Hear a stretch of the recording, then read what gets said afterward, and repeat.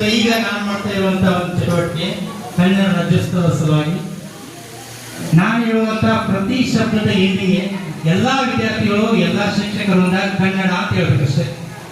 ಈಗ ತನು, ಮನ, ಭಾವ, ಭಾಷೆ, ನುಡಿ, ನಡೆ,